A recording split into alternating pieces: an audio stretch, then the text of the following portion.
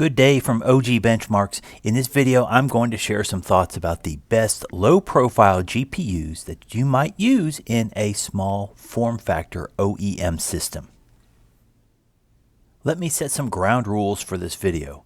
First, it is March 2022, so the price information I am listing is going to reflect today's very weird market and may get stale very quickly.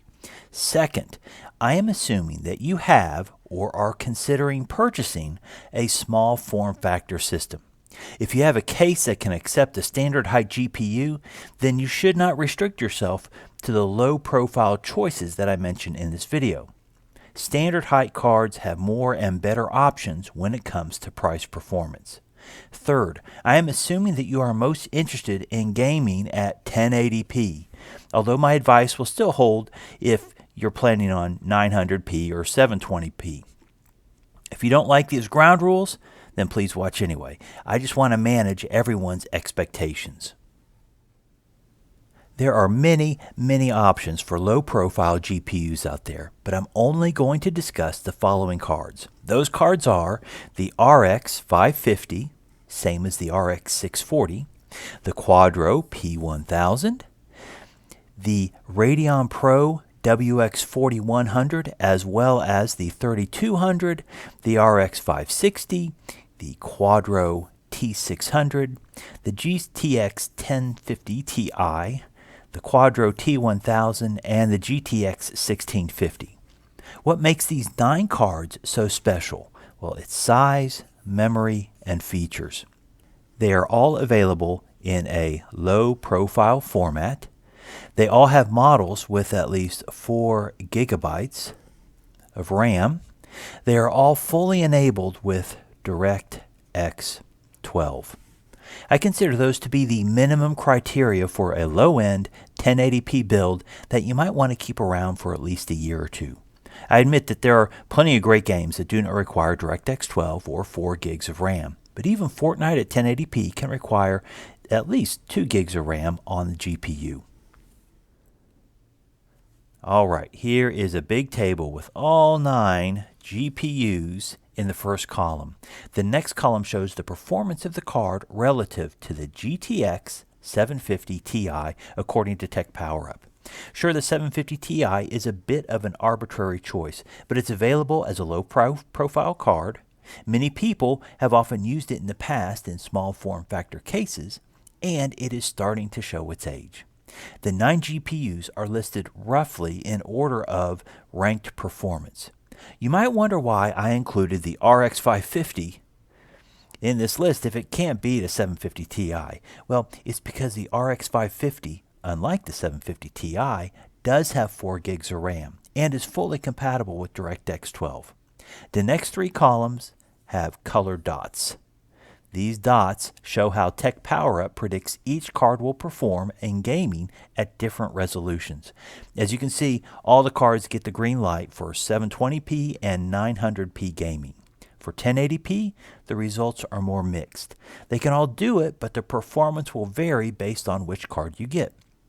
The Quadro P1000 looks a bit out of place with this orange dot for 1080p, but I think Tech PowerUp underestimates the abilities of this particular card. A risk in this discussion is treating all games the same.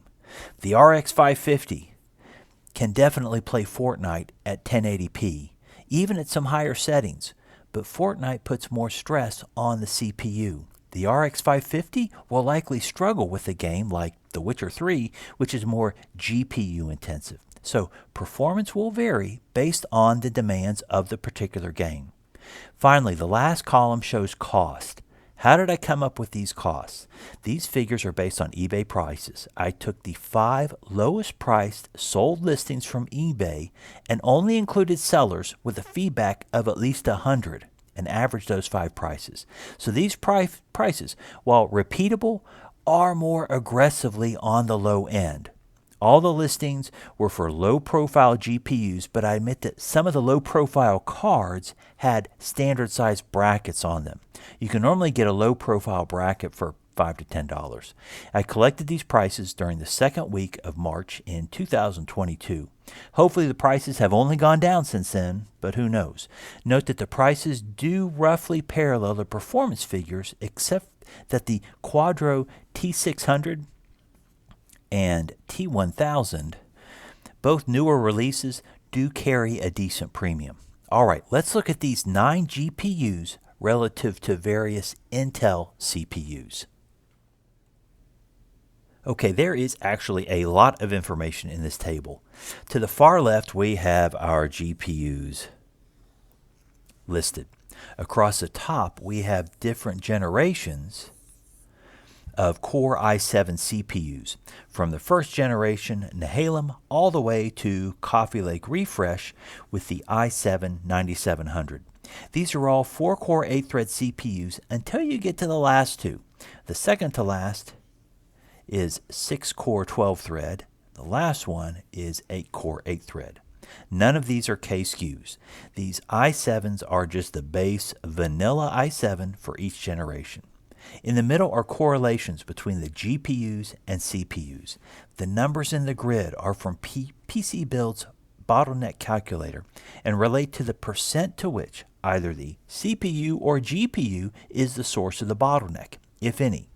The letter and color indicate the CPU or GPU. So C7.6 in this particular cell would mean a 7.6% bottleneck on the CPU. According to PC Builds, any bottleneck less than 5% is not a huge deal. So for each GPU, I have indicated in bold text the CPU that provides a moderate GPU bottleneck. I'll circle these key cells in this table. Most people seem to agree that bottlenecking the GPU is preferable because you want to get everything you can from the most expensive component in the build. So for the RX 550, the ideal match is a Sandy Bridge i7 2600. For the WX 4100, the match is a Haswell i7 4770, and so forth, all the way up to the GTX 1650 with a Coffee Lake Refresh i7 9700. Before we leave this table, I want to qualify two rows. First, PC Builds does not include the WX 3200 in its performance ratings, so I used the very similar GTX 1660 in its place based on Tech Power Up. Second, the Quadro T600 also isn't in the listings, but Tech Power Up puts it almost identical to the RX 560. So I just duplicated the RX 560 numbers in the T600 row. Well, how about power? These small form factor cases don't tend to have strong PSUs. A number like 240 watts is pretty common. Lenovo has some systems at 210 watts. Can you run an i7 CPU with a moderate GPU in one of these systems? Sure. Down the left are all 9 GPUs. Each is paired with its ideal i7 CPU, and the highest overall power demand is just about 160 watts. That leaves some headroom for turbo TDP on the CPU and additional power for a storage drive, RAM, fans, and the chipset on the motherboard. If that 159 watt total power with the RX 560 bothers you, then instead get a WX 4100 with similar performance and a drop in power of 25 watts. Some small form factor motherboards specify you can't use a GPU with a TDP over 35 watts. In short, I think this is nonsense. This is an artificial limit that is not enforced in the hardware, and the system is fine with a 75 watt GPU. There are too many examples on YouTube of people putting a 1050 Ti or 1650 in a small form factor build and not having an issue. Are there any other small form factor GPU options? Of course, but you'll need to compromise on something, whether having just 2 gigabytes of RAM or incomplete support for DirectX 12. You'll also lose some performance with these cards. But then again, if you just want to play Dota, League of Legends, or CSGO, then go for it. Okay, the title of this video is about getting the best GPU for a low-profile build. Here are my recommendations. On the left are the 3 sockets that cover 8 generations of Intel CPUs. If you have a Sandy Bridge i7, I would get the RX 550. With an Ivy Bridge or Haswell system, get a Radeon Pro WX 4100 or 3200 or the RX 560. I don't list a recommendation for Broadwell because I don't think OEM sold many Broadwell chipset systems. For the early LGA 1151 systems, get a GTX 1050 Ti or Quadro P1000. For Coffee Lake, get a GTX 1650. I'm not including the Quadro T600 or T1000 in this list because they are currently way too expensive for what they offer. Let's close with a quick example. Let's say you go out on eBay and with a bit of patience pick up a small form factor Dell Optiplex with an i7 4770 for under $100.